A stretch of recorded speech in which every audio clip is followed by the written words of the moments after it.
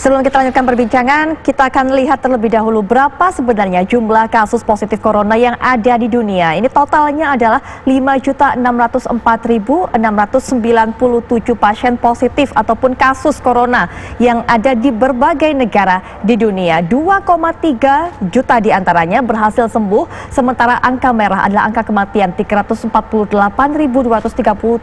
pasien harus kehilangan nyawa akibat terinfeksi virus corona ini. Dari angka di dunia, ini kita lihat berapakah di Indonesia. Kita lihat 5.877 pasien berhasil sembuh, 65.748 tercatat sebagai ODP, sementara itu 12.022 tercatat sebagai PDP, dan Anda lihat sudah ada 1.418 kasus kematian atau pasien yang meninggal dunia akibat kasus corona ini. Baik, dari angka-angka tersebut kita lanjutkan perbincangan. Dr. Brian, sudah kita dengarkan tadi tanggapan Mas Imam. Yang dikhawatirkan betul adalah tantangannya menjelang adanya new normal ini, kemudian kita harus mengantisipasi bagaimana lonjakan angka kembali yang mungkin terjadi pada saat arus mudik, arus balik, Dokter. Ya, sebetulnya kan itu dari awal memang sudah kita warning untuk itu ya, bahwa ada kemungkinan kalau tidak dikendalikan dengan baik bahwa ada gelombang yang berikutnya. Ini kan misalnya kurva udah mulai turun nih, kemudian bisa ada gelombang berikutnya itu karena arus mudik atau arus balik.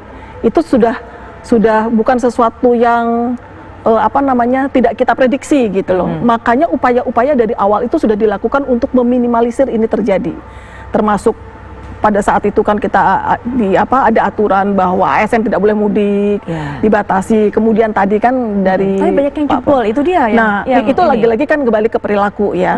Tetapi dikaitkan dengan topik yang kita bicarakan di sini, hal seperti itu, kemungkinan bahwa akan terjadi lonjakan kasus baru itu yang harus dihitung dengan cermat oleh daerah.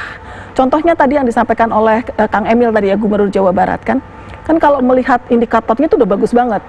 Angka kasus baru sudah tinggal setengahnya, kematian juga turun hingga setengahnya. Itu sudah menjadi indikator untuk memutuskan bahwa daerah itu bisa dilakukan pengurangan pengetatan.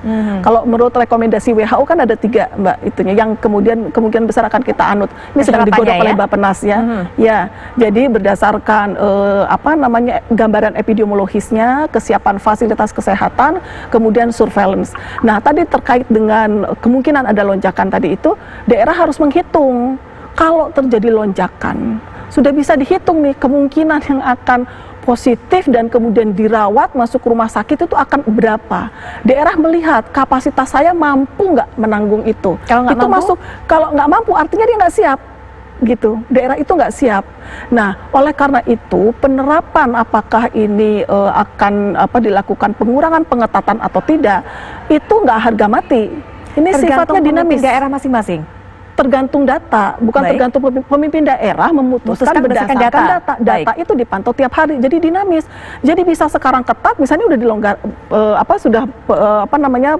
pengurangan pengetatan, kemudian terjadi lonjakan, bisa diputuskan ketatkan lagi. Baik, begitu. Artinya juga pemerintah pusat koordinasi juga dengan pemerintah daerah begitu ya? Karena kalau itu sudah kita sepakati ya, memang harus seperti itu, karena pengalaman kita juga membuktikan bahwa apapun keputusan dan kebijakan yang diambil oleh pusat, jika tidak bekerja sama, tidak berkoordinasi dengan daerah, itu nggak bisa diimplementasikan.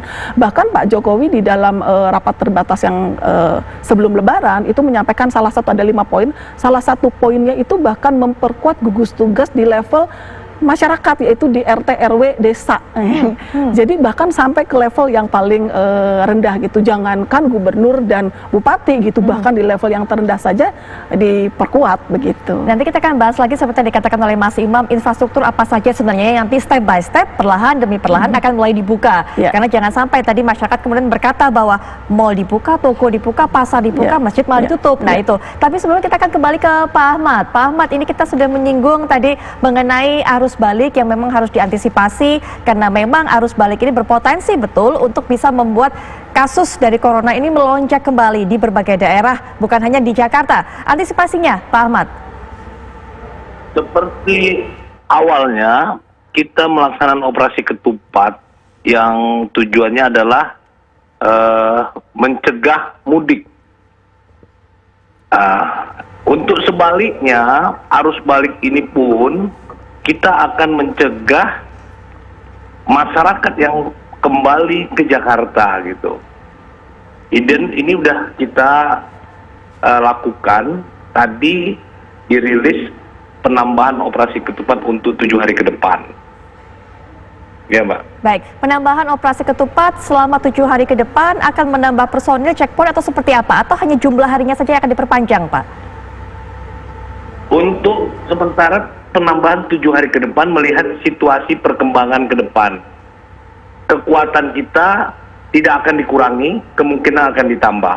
Tadi juga Kapolri bersama Panglima TNI sudah mengatakan personil TNI dan Polri kalau disampaikan, kalau awalnya kita menyiapkan 172.000 personil lebih, namun tadi yang disampaikan pelibatannya melebihi dari operasi ketupat itu sendiri, berarti terjadi penambahan, Mbak.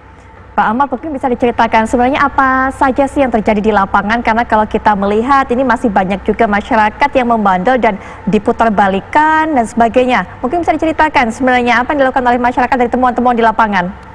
Baik, Mbak, kami sampaikan dulu, Mbak, bahwa kegiatan putar balik itu sampai saat ini Polri telah memutar balik kendaraannya saja 82.000 kendaraan lebih. Kemudian sekitar 700 kendaraan travel maupun plat hitam yang diamankan. Kemudian terkait dengan adanya informasi bahwa beberapa kendaraan lolos, itu bukan semata-mata mereka akan mudik, tetapi beberapa kendaraan yang dikecualikan, misalnya mengangkut logistik. Seandainya kita berhitung 1.000 kendaraan, satu kendaraan itu ada supir, bahkan supir bantu dan kenek, berarti satu mobil 3, wajarlah kalau 3.000 orang. Nah, ini oleh pengamat mengatakan 3.000 ini sebagai pemudik, padahal 3.000 ini adalah terdiri dari supir, katakanlah supir bantu dan kenek gitu, Mbak. Jadi salah pemahaman terhadap orang yang lolos. Jadi dikatakan lolos, sebenarnya bukan pemudik, tapi mereka adalah supir dan kenek yang membawa kendaraan yang mengangkut barang-barang logistik yang dikecualikan tersebut. Baik, Kombes Pol Ahmad Ramadan selaku Kabak Penum Mabes Polri, terima kasih sudah berkenan untuk meluangkan waktunya memberikan informasi kepada kita. Sekali lagi terima kasih dan juga selamat bertugas, Pak. Mas Imam masih bersama kami, Dr. Brian juga. Kita akan lanjutkan pembahasan, kita akan jeda sejenak. Apakah Indonesia Malam akan segera kembali?